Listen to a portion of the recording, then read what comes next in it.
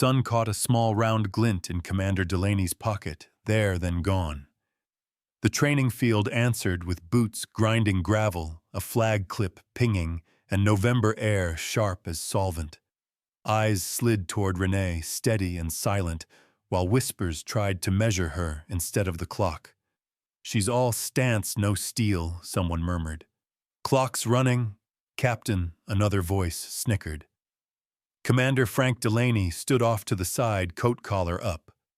When he shifted, a small round glint flashed from his pocket, just a blink of brass catching sun, then vanished again. Renee saw it, filed it away, returned her eyes to the markers downrange. "Eyes. Front," Salazar barked. "Corporal Royce Halford. Let's spare the dramatics." "Yes, sir," she said. "You want a cushion, maybe a stool, maybe a chorus to cheer you on. A few chuckles, quick and mean." Gravel ground under boots. A wind slid past, lifting a cough of grit. Renee rolled her shoulders, once the motion tight and efficient. "She's gonna choke," a private whispered.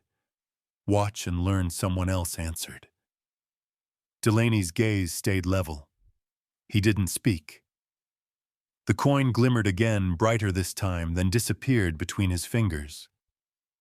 "Proceed," Halford said. "Unless you'd like to interpret my directive again." Renee measured the line, not the mockery. She did what she had trained to do, set feet, stack breath, let the world narrow to timing and discipline.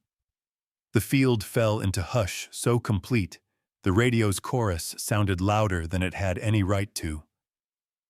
"Hey, Captain, want pointers?" "She needs a miracle," another voice said. "Enough noise," Delaney said softly. Renee finished the drill, clean, exact, nothing showy, and lifted her chin. The stopwatch snapped. For a heartbeat, nobody moved. "Well," Halford said, bored already. "Did you dazzle us?" "The drill's complete, sir," Renee said. "Complete is not impressive," Halford replied. "You're here to excel, not complete." "Sir," her time a range NCO offered, reluctant. "Don't coddle," Sergeant Halford cut in. "Numbers bend when people want them to. We don't bend here. We don't—" Renee said even. "Then stop asking the standard to admire you," Halford snapped. "This isn't a county fair." A couple of soldiers looked down at their boots. One scratched the zipper of a jacket until the teeth rattled. Wind pressed the flag halyard. The clip pinged crisp and lonely. "Captain, you hear me?" Halford said. "I hear you, sir," she answered. "Then fix the gap between what you think you are and what you are." "Sir, the record stands." The NCO tried again, voice smaller. "The record stands when I sign it," Halford said. "I haven't signed anything." Delaney finally spoke. "What was her time, Sergeant?" The NCO swallowed. "Within elite standard, Commander." A ripple moved through the line. Someone coughed out a curse. Someone else muttered, "No way." Halford smiled without warmth. "Elite, huh? Funny how that word gets cheaper every year." "Standards are printed, sir," Delaney said, tone mild. "So are coupons," Commander Halford replied. "People waive both when they want a discount." Renee kept her hands loose at her sides. "Permission to speak, sir," denied Halford said. "You've spoken quite enough by existing in this formation." The radio hiccuped into a new chorus, warbling. Gravel ticked in the wind. Renee felt heat rise, then pass. She let the shame burn clean, left only the shape of resolve behind. "You're impressed, aren't you?" a private whispered to another. "I'm impressed by luck," came the reply. Delaney's eyes moved to Renee. "Captain, breathe," he said quietly. "I am, sir," she said. "We'll see about this elite," Halford said. "Run it again, this time with witnesses who aren't sentimental." I'll run it as many times as required, Renee said. Hear that? She's eager, someone said. Eager to disappoint, another added. Line clear, the NCO called professional again. Proceed, Halford ordered, and do try not to ask the stopwatch for mercy. Renee set herself. The field shrank into distances and counts. The noise of men became weather. She completed the sequence once more, smooth, spare, exact. The stopwatch clicked. A near silence took the air by the collar. Sergeant Delaney asked. Within elite standard again, Commander, the NCO said. Tighter than the first. 2 lucky runs, Halford said. Luck loves an audience. Or practice does, Delaney said. Halford turned, voice carrying. Listen up. You can dress up average all you like, it's still average. I won't pin banners on it because someone feels like a hero. Renee faced him, tone respectful. Sir, may I ask what standard you want me to meet beyond the printed one? The one in my head, Halford said. A few soldiers laughed, short, guilty bursts that died quick. Delaney's hand brushed his pocket. The coin flashed and vanished. Standards live or die in daylight. Colonel, he said, gentle as rain. Spare me the sermon, Commander Halford snapped. Captain Salazar, fall back. We're done admiring your completeness. Renee stepped off the line. Boots against gravel, steady pace, chin level. The whispers followed. Did you see that? She must have gamed it. There's no gaming a clock, someone answered low. The AM radio drifted back into the wind, a chorus about keeping faith. Delaney moved nearer without making it a show. Captain, he said. Sir, she answered. You kept your head, he said. I kept the standard, she replied. That too, he said, a ghost of a smile. Hold position. Let the record be the record. Halford pivoted toward the formation. Reset, he barked. And next time, remember, effort isn't excellence. Don't applaud noise. Renee looked downrange one last time, felt the cold bite her knuckles through the fabric, heard the flag clip ping again, clear as a bell in empty air. Captain. You good? A young specialist whispered at her elbow. I'm good, she said. He was rough, the specialist murmured.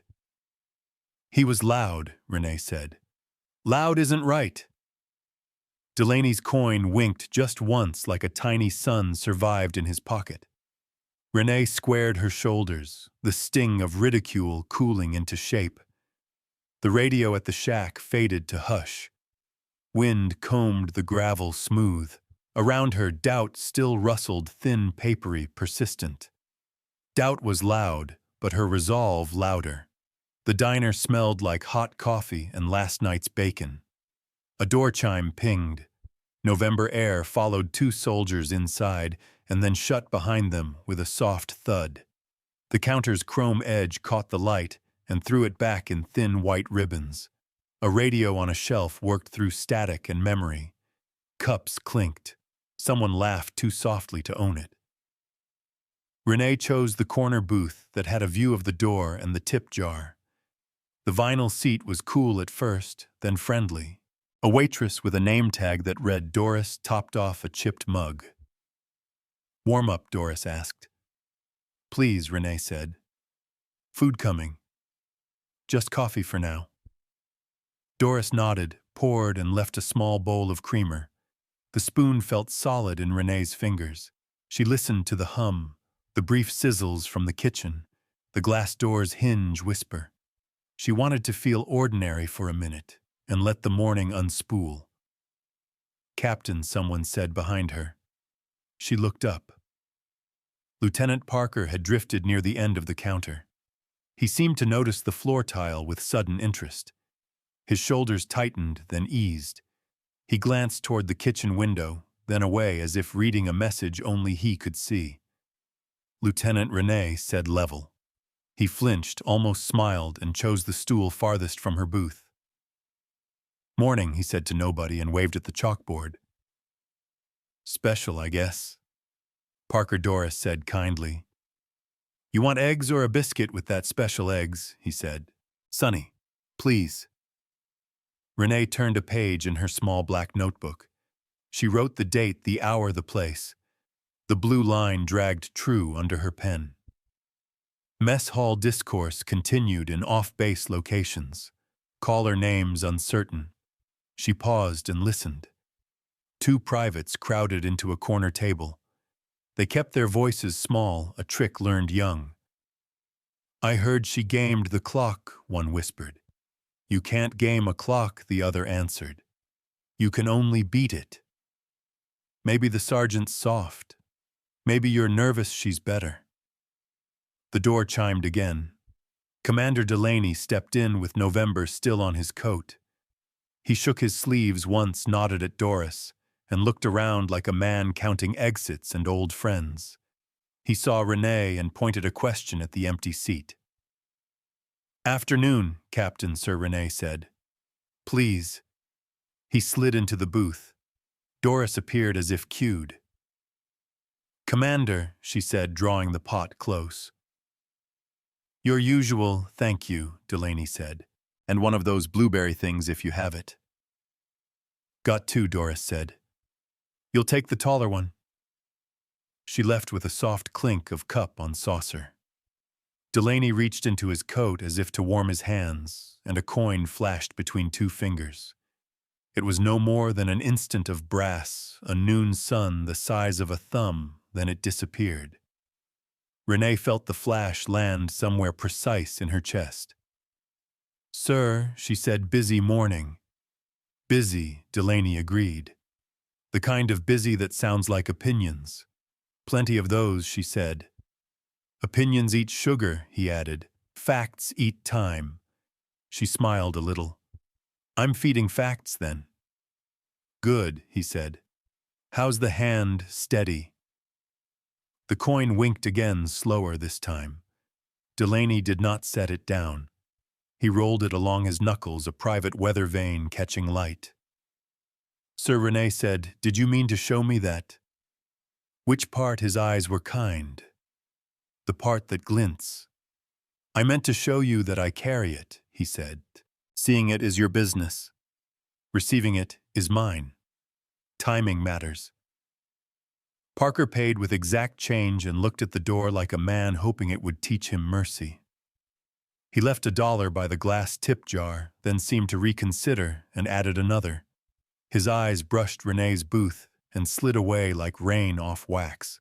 Lieutenant Delaney called gently. Parker stopped. "Sir." "Everything good?" "Good, Sir," Parker said. "Food's good." "Long day ahead."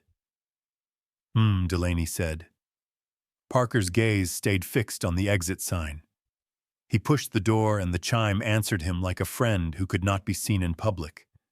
The wind talk outside came in then left. Renee took another note. "Lieutenant P avoids contact. Leaves larger tip. Eye line to exit. Weather cool, dry radio AM." She marked the time again. The scratch of pen on paper settled her like a familiar hymn. "You write all this down?" Doris asked, leaning in to set the blueberry thing between them. "I do," Renee said.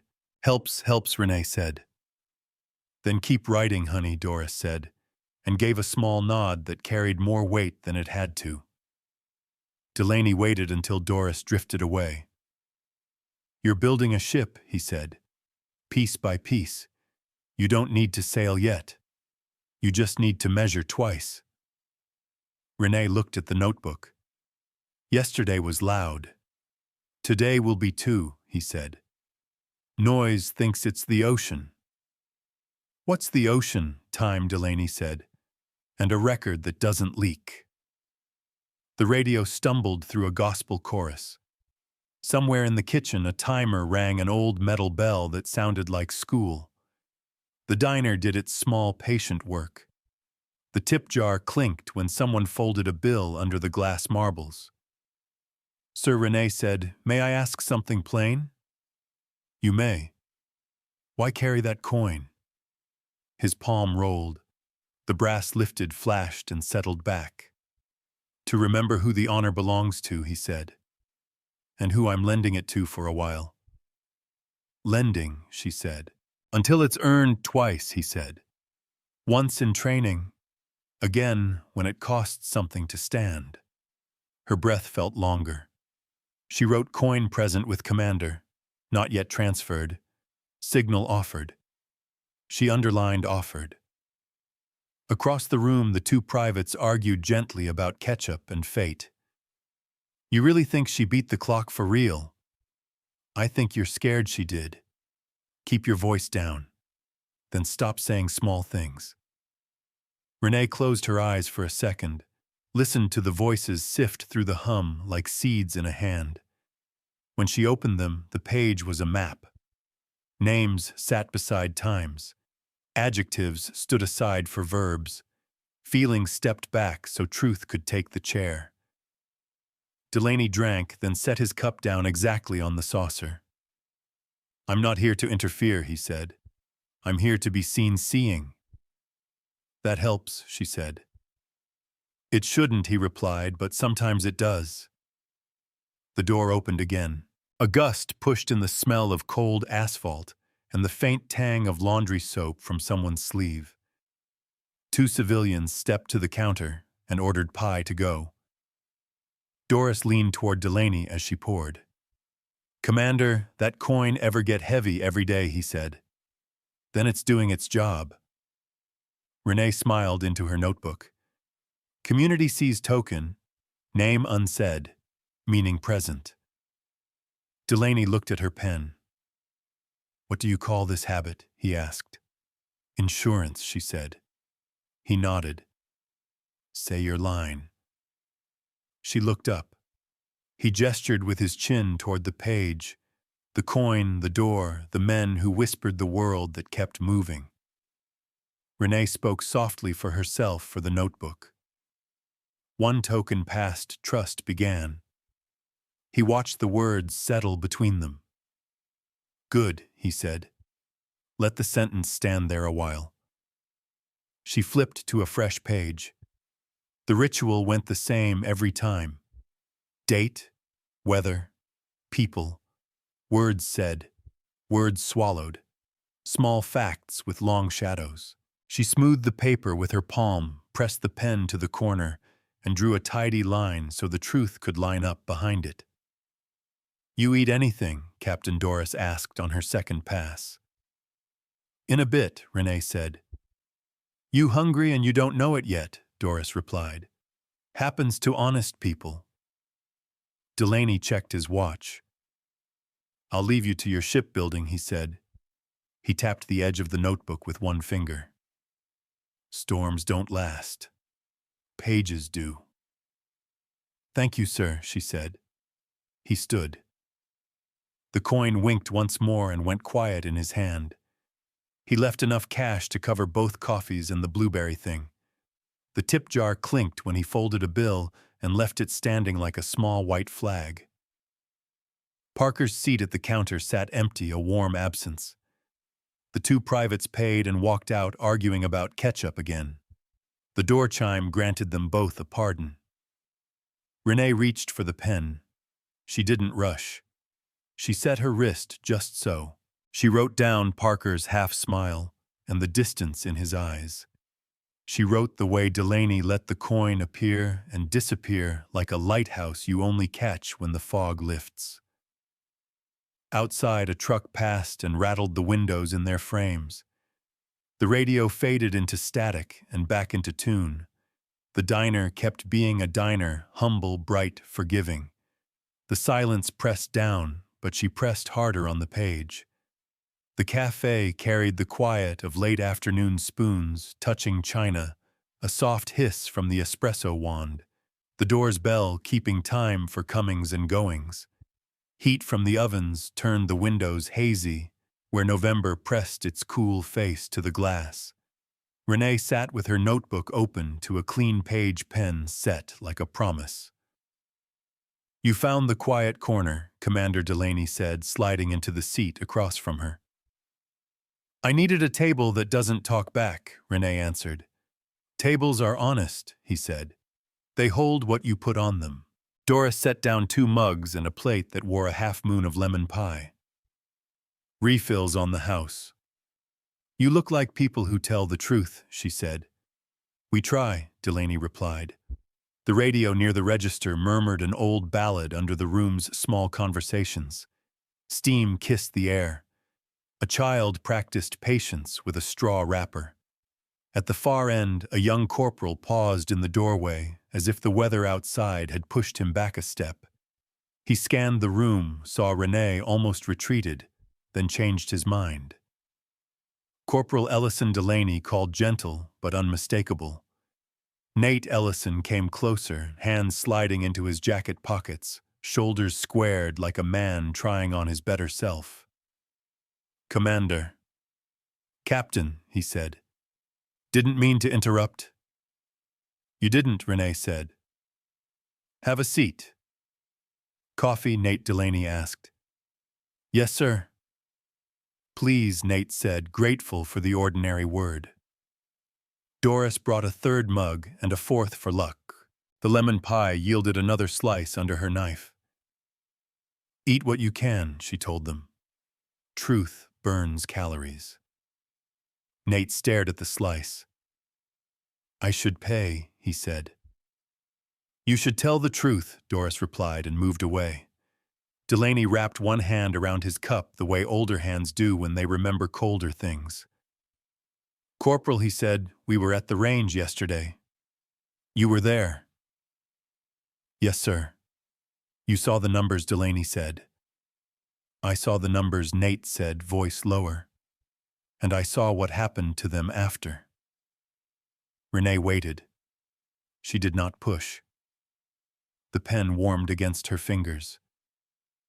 I didn't... Nate stopped, tried again. I didn't say anything, Captain. I should have. You will, Renee said. I want to, he said. But people talk. They say the colonel remembers who talks. He remembers, Delaney said. So do we. Nate's eyes moved to the door, then to the window fog, then back to Renee. I keep hearing what they said. That the clock lies for favorites. That you were graded on a curve.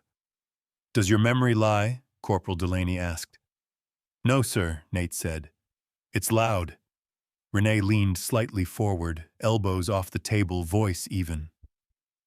What do you remember, without company, without rumor? Nate nodded as if he had been waiting for that question. I remember the time called. I remember the sergeant reading it twice. I remember the colonel talking like the sergeant misread. I remember your face, he said to Renee, like you'd trained for the noise, too. Delaney reached inside his coat. A flash of brass slid between his fingers, light catching edges gone soft by years of pockets and palms. He did not hide it.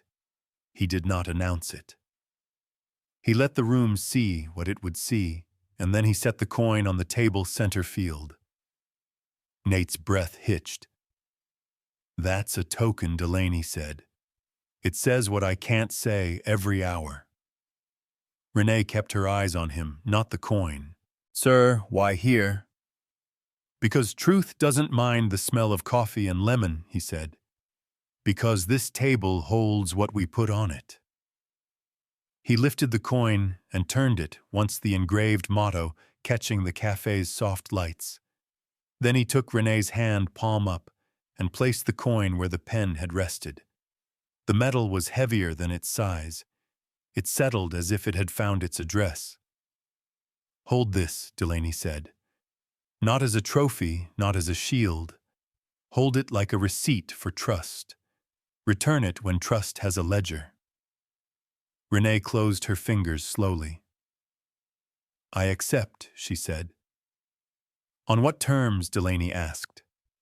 On the terms that pages will become facts, and facts will become daylight, she said. Good, he answered and eased back. Nate watched the transfer like a man watching weather break after a long shade. He swallowed. Sir, Captain, if I speak in the Colonel, he might be angry, Delaney said. He often is, then why would I? Because you know what you saw, Renee said, and because silence wears on a person like wet wool. Nate rubbed his hands together, chasing warmth or courage. Do they really listen when someone like me talks? Delaney looked at him. The way men look when they have lived the answer already. They listen to consistency. They listen to echo. One voice is a start. 2 is a pattern. 3 is daylight. Nate's jaw worked while he made room for that. I can be one, he said. Maybe not loud, but one. You won't be alone, Renee said. People will say I want attention, he said. They can say it, Delaney replied. You will bring facts. Nate nodded. Okay, I'll speak.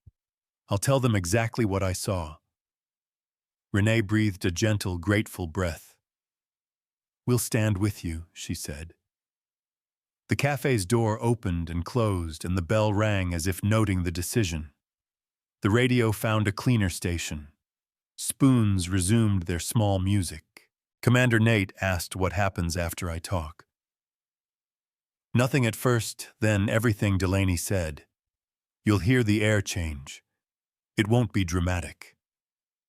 But you'll hear it. He tipped his head toward Renee's notebook. Write this one down, Captain, he said, almost smiling. Renee touched the pen to the page. Ready.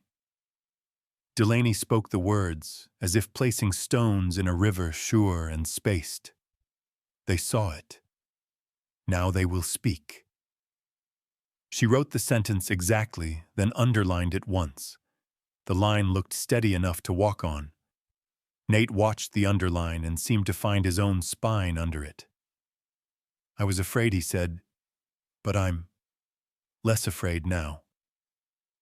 Fear has its job, Delaney said. So does courage. What's mine? Captain Nate asked. Tell the truth you already carry, Renee said.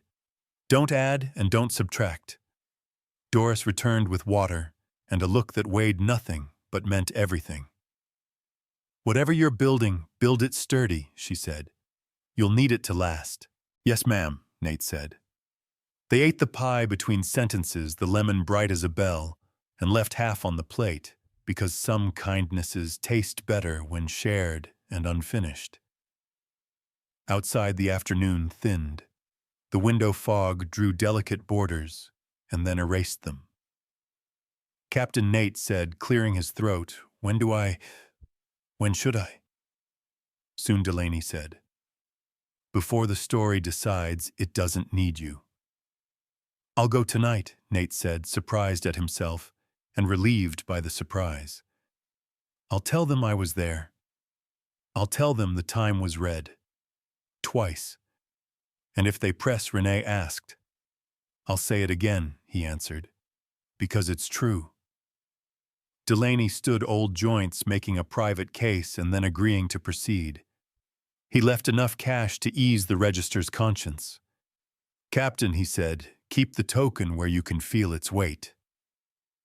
I will, Renee said. Corporal Delaney added, You won't regret the truth. You might regret the delay. Yes, sir, Nate said, and the words fit him better than fear had. They stepped toward the door together. Steam sighed. The bell rang. November reached in and touched their faces without malice. Renee looked down at her palm once more as the coin warmed there not from metal, but from meaning. The cafe returned to its gentle weather spoon, cup radio low voices. She opened the notebook again and drew a thin line beneath the new sentence, careful and straight.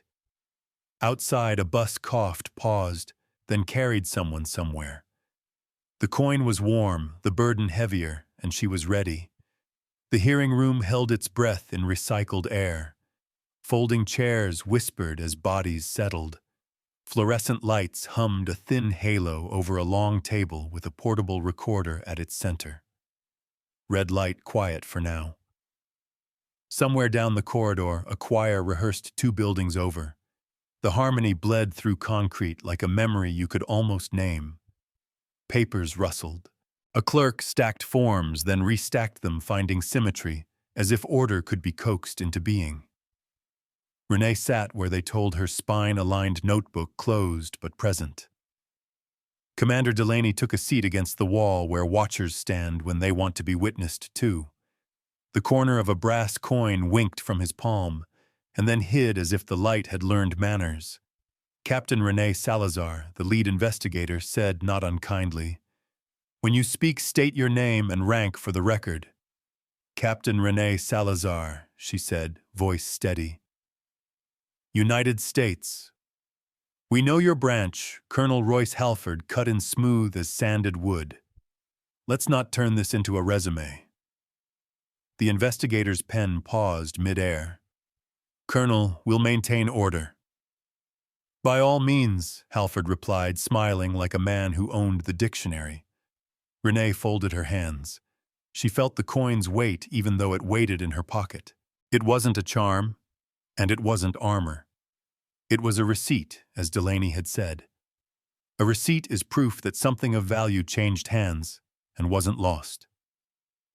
Captain the investigator continued. "Describe the incident at the range.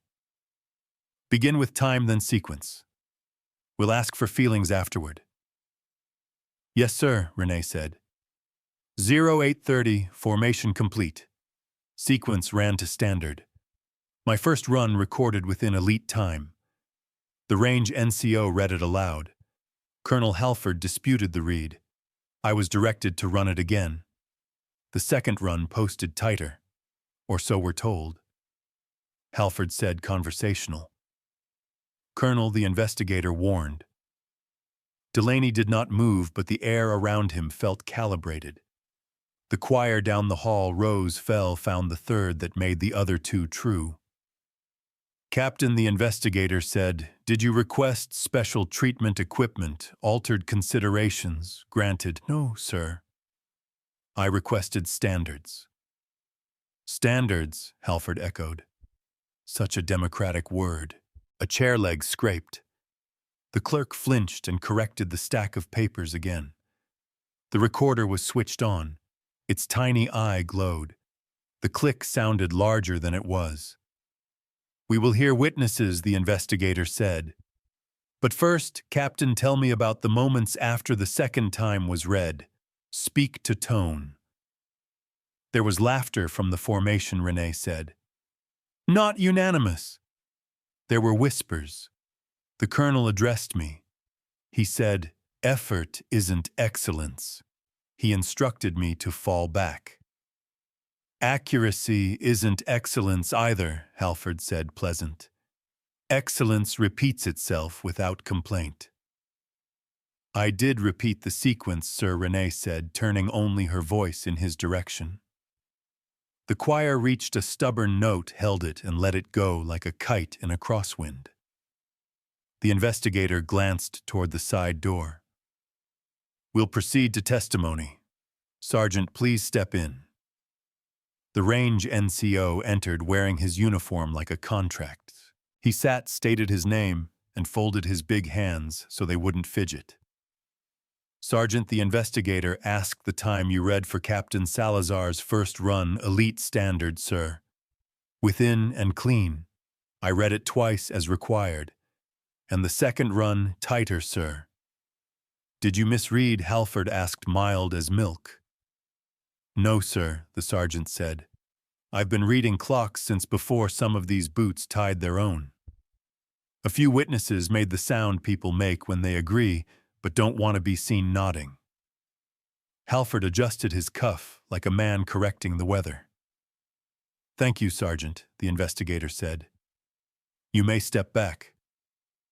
The door opened again. Corporal Nate Ellison paused at the threshold, looking like a man who might turn around and didn't. Delaney met his eyes and tipped the smallest nod, permission, and promise in one. Name and rank, the investigator prompted. Corporal Nate Ellison, he said. I was at the range. Tell us what you saw, the investigator said. Nate looked at Renee first, then at his own hands.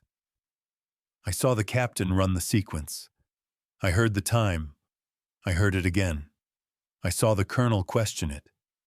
I saw the second run. I heard the second time tighter. What about tone, the investigator asked. There was laughter, Nate said.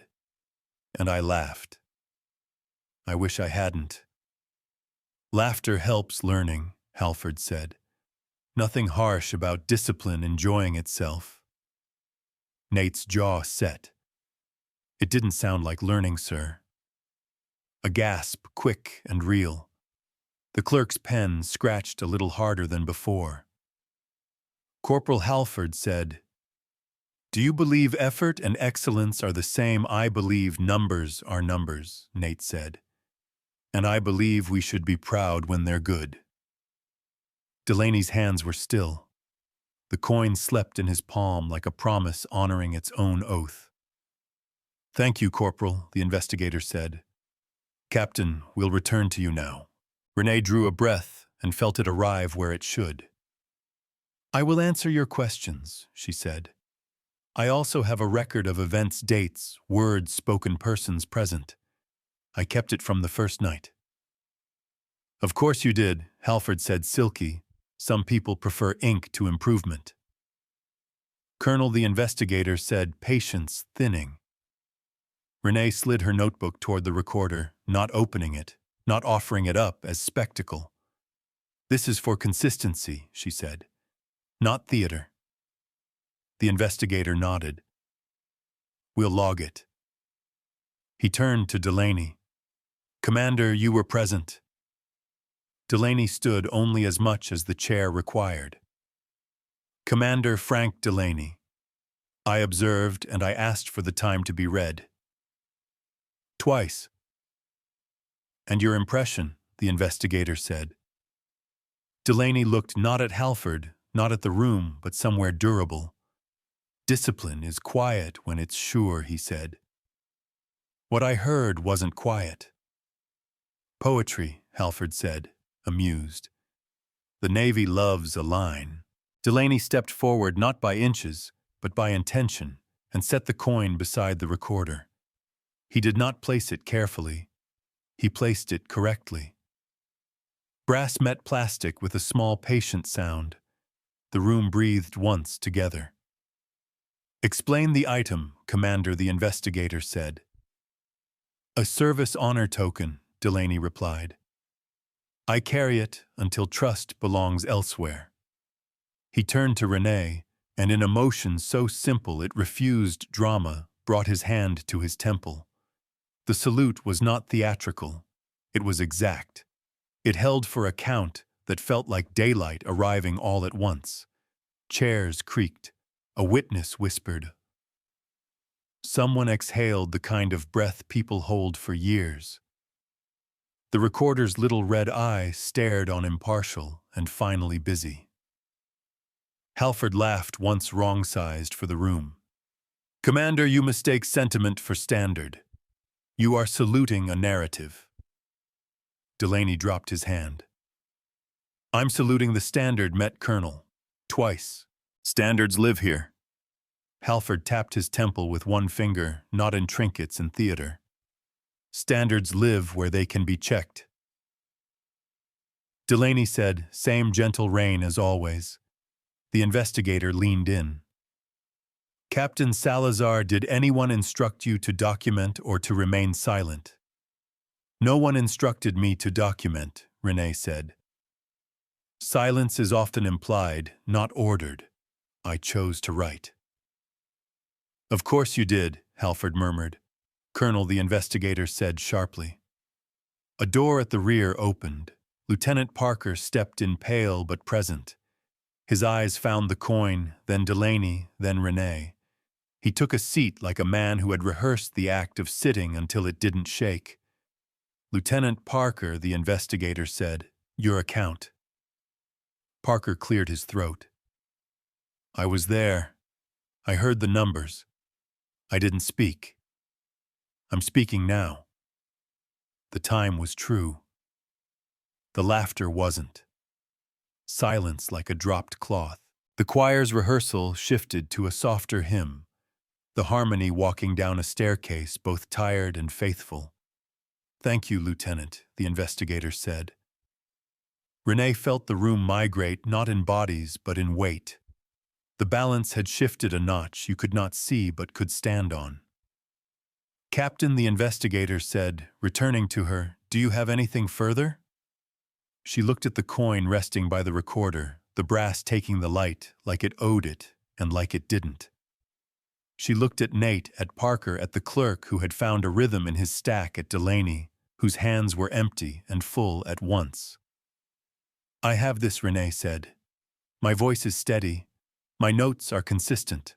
My standard is the printed one. I am asking that daylight be allowed to check us all. Daylight burns, Halford said. It warms too, she replied. The investigator clicked his pen closed. The little sound was decisive but not final. We will recess for 10 minutes, he said. No one speak to the press. No one speak to each other outside this room about testimony given. When we return, we'll log the notebook and the timesheets. Chairs scraped, coats lifted. A cough tried not to be impolite. The coin stayed where it was beside the recorder, as if it had been attending hearings its whole life. Halford lingered. He walked to the table and eyed the brass like it was a dare. You think this proves anything? He asked, not to the room, not to the investigator, but to the idea of witness itself. It proves transfer, Delaney said. It proves someone else carries what you won't. Halford smiled again, the kind of smile built for photographs. Careful who you enlist as saints. They tend to disappoint. We're not building saints, Renee said calm. We're building records. The choir fell silent down the hall, the last chord hanging like a swing that had not remembered to stop yet. The investigator stepped out. People followed the rule of hallways walk. Where you're pointed, say less than you think. Delaney stayed with the table a breath longer, then turned to Renee. He did not speak. He did not need to. She reached out, touched the coin with one finger, acknowledgement, not possession, and felt the cool warm quickly. Nate came close enough to be counted. Captain, he said, if they ask me again, I'll tell it again. They will, she said. Good, he answered. I've practiced the truth twice now. Parker stood a pace behind him. I should have said it the first day, he said. Renee nodded. You're saying it today. Daylight works on today. The clerk returned to check the recorder, then left it running, as if the room might say something true in its absence. The coin kept its place, a small sun pressed on a cheap table, making the surface around it look more honest. Footsteps returned in the hall. A door hinge cleared its throat. The recess was ending, not the day. The salute cracked the silence wide open. The notice came on crisp paper that smelled faintly of toner and cold.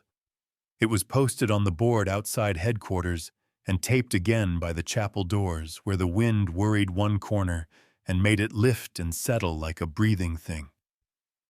People didn't cluster around it. They drifted past, read it with their eyes, and carried it away in their faces. Is it true? A sergeant asked, voice low.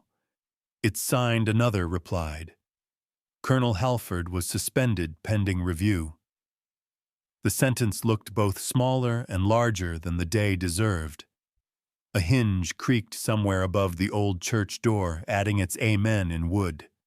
Renee stood a few yards off, hands in her coat pockets, breath fogging. The choir inside was rehearsing again, voices starting soft, then finding each other. A harmony rose and slipped through the stone.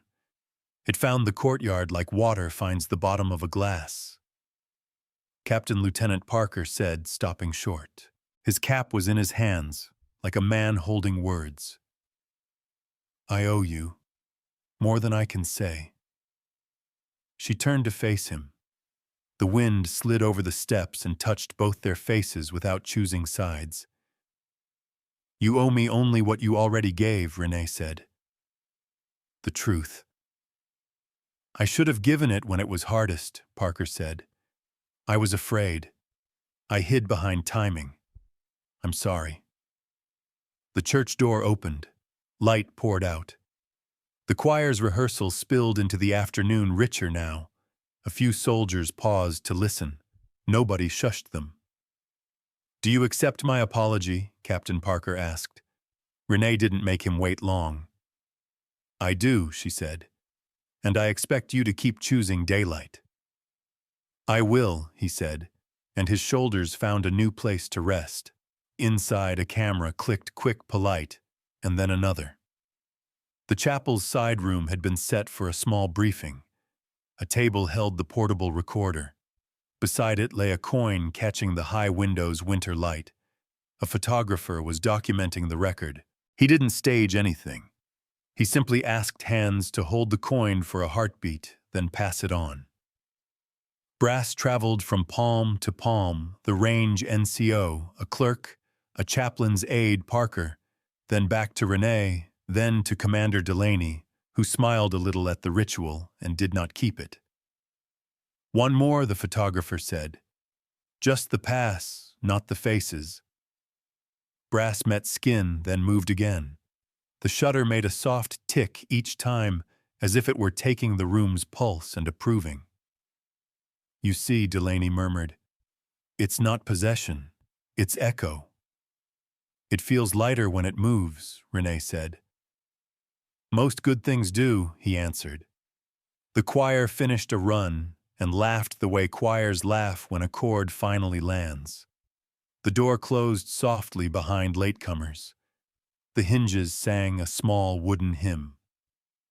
In the hall, someone set down a box of paper cups, and it made the modest sound of work. By evening, the news had a longer stride. The diner's door chime kept steady time as people came and went, faces a little brighter than before. Steam rose from mugs. The tip jar clinked in an old rhythm. Doris planted her elbows and considered the room like a gardener. When Renee stepped in, a few heads lifted, and then looked away, and then looked back again, not quite fast enough to hide the new permission. Coffee's on the house, Captain Doris called, already pouring. House insists. That's kind, Renee said. You don't have to. We want to, Doris replied. Justice drinks free on Thursdays.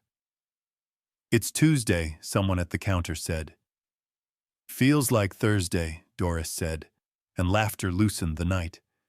Two privates slid down to make room. Ma'am, one said we... Thank you, the other blurted, beating his friend to the word. You're welcome, Renee said. Now eat your supper while it's still supper. Commander Delaney took a stool near the corner where the radio sat, its dial slightly off the station. He tuned it with two patient fingers until the old song came in clean. The coin lay on the counter between them for a moment, then moved on again to a mechanic who had wandered in and got adopted by the evening. Funny thing about echoes, Delaney said. They teach you what the first sound really was. Today sounded different, Renee said. Today sounded honest, he replied.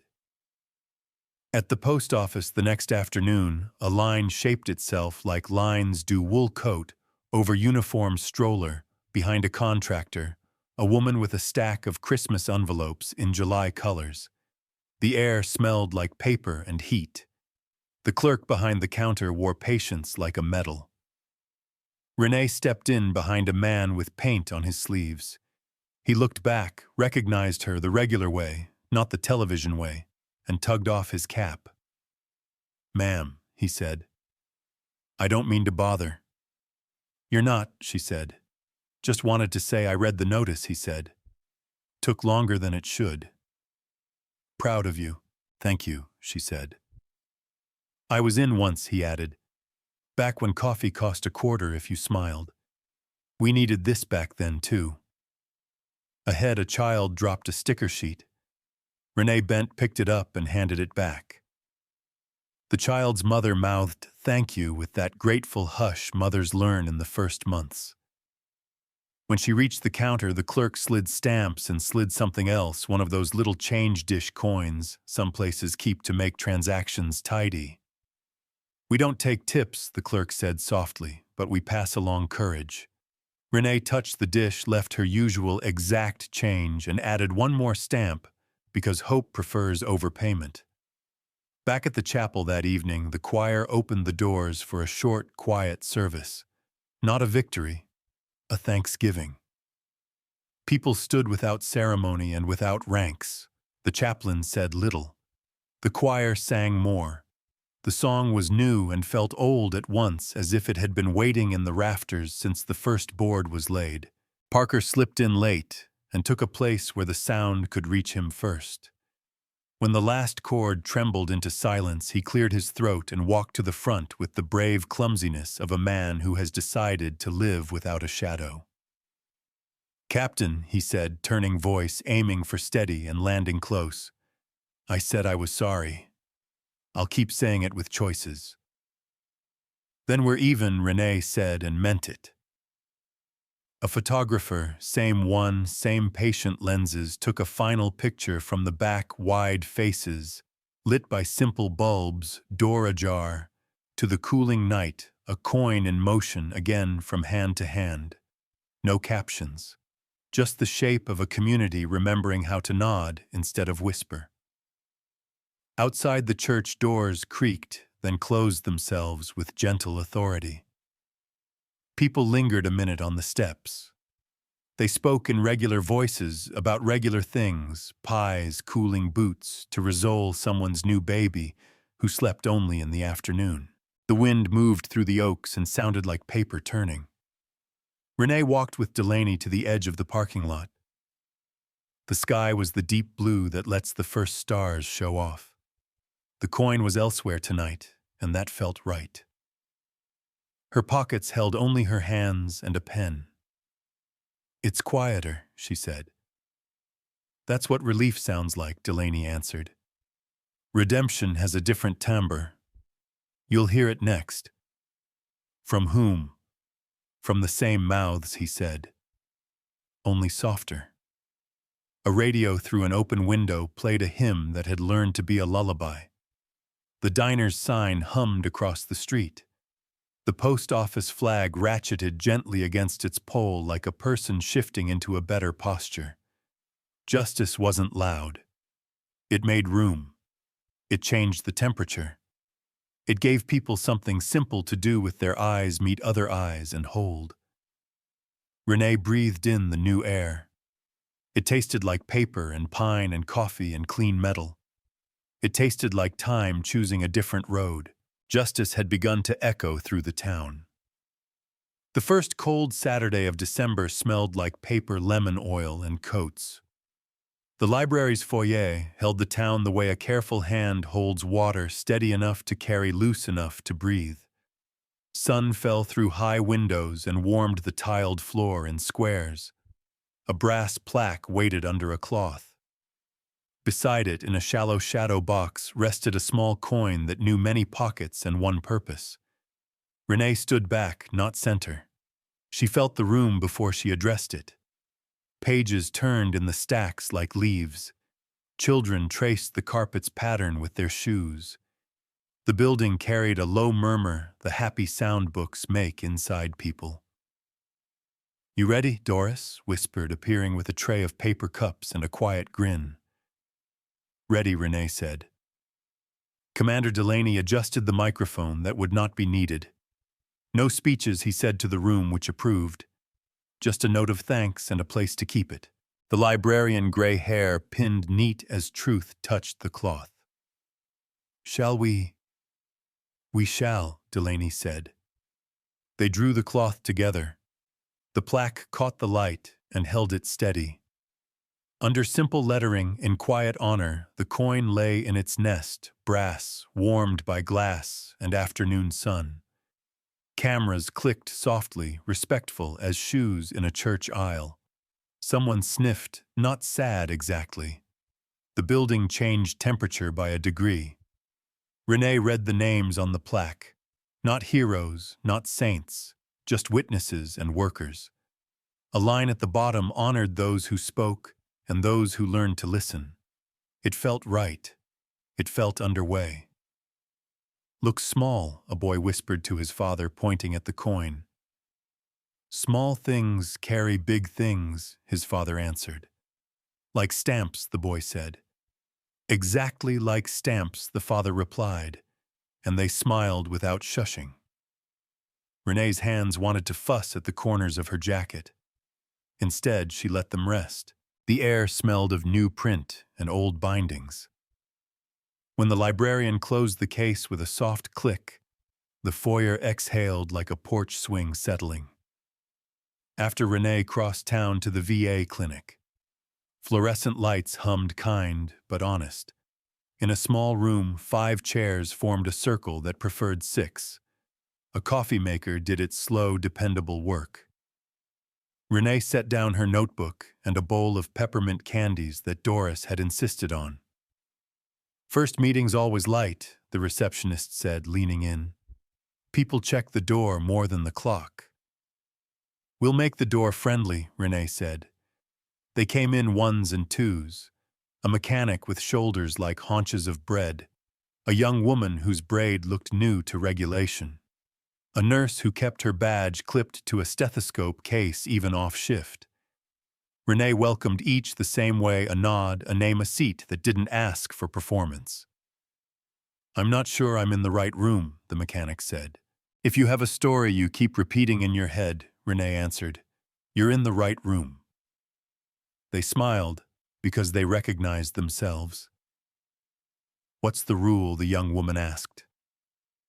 "No fixing unless asked," Renee said. "No advice that begins with 'you should.' We keep time. We keep each other." "Sounds simple," the nurse said. "Simple, not easy," Renee replied, and found a peppermint for her own pocket. The hour moved without hurry. People said what they needed without looking at the floor. They did not compare ache. They compared calendars. Dates mattered. So did the weather on those dates. Renee listened like she had learned to listen to range flags and tiny winds. She took a few notes, but mostly she kept the circle. When silence arrived, it sat like a friendly neighbor and stayed as long as it needed. "Do we meet again?" the mechanic asked, standing surprised by the gentleness of his own voice. "Next week, same door," Renee said. "Bring nothing but yourself. Bring everything if you want." "Okay," he said as if he'd just been given a useful tool. Evening reached the porches early. Houses stood shoulder to shoulder the way old friends do when the wind lifts its voice. Renee's porch swing spoke in its language, squeak, settle, squeak, and the slatted seat learned the shape of her again. An AM radio on the rail found a station without drama and offered a song that had been new when her parents were young. She let the tune name the hour and then stepped back. Neighbors passed on the sidewalk with dogs that respected ditches. "Evening, Captain," one called. "Evening," she said. "We saw the plaque," another said, slowing just enough. "Good-looking piece. Coin sits right," her husband added. "It sits right," Renee agreed. "Proud for our library," they said together and kept walking, nodding once more at the swing as if it were a civic monument. Leaves scuffed the walk in small conversations.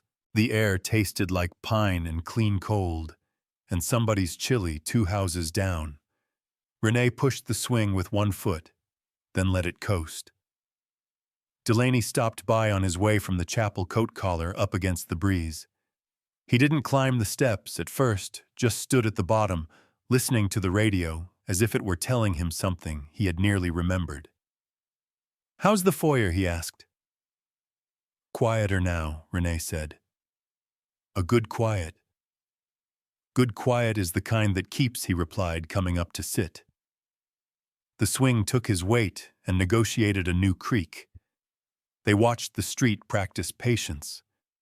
Porch lights came on one by one like people deciding to speak and then doing it. Someone across the way tried a harmony with the radio and didn't quite find it. The miss sounded friendly.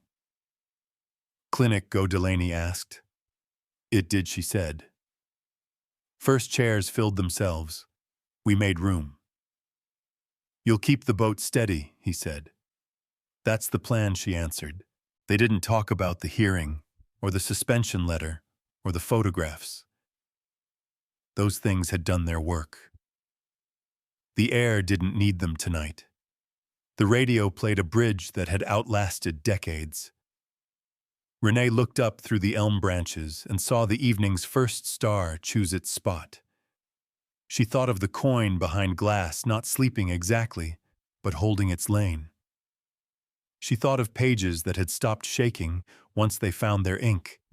She thought of young voices and old ones and the Middle Ages that knit years together. You kept your word, Delaney said. We did, she replied. Good, he said, and the word meant a little more than good. Across the street, the librarian walked home with an empty cake carrier and a satisfied posture. She lifted it in salute. Renee lifted her pen from her pocket, in return a small wave from one tool to another. Wind rearranged a few leaves to make a softer path. The swing eased toward stillness. The radio let the last chord hang because some notes deserved to. Renee smiled into the comfortable dark.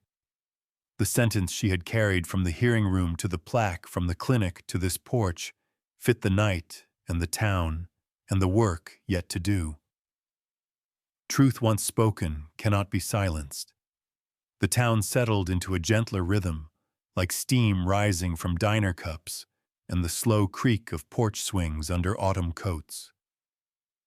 What began in ridicule and outrage had shifted into something steadier, the simple kindness of neighbors, who now met her eyes, the choir's voices lifting, instead of whispering the plaque in the library foyer that made silence into memory.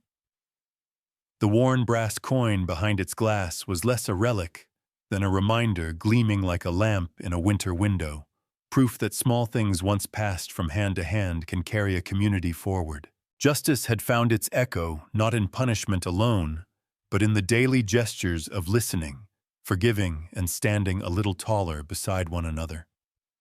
Truth once spoken cannot be silenced.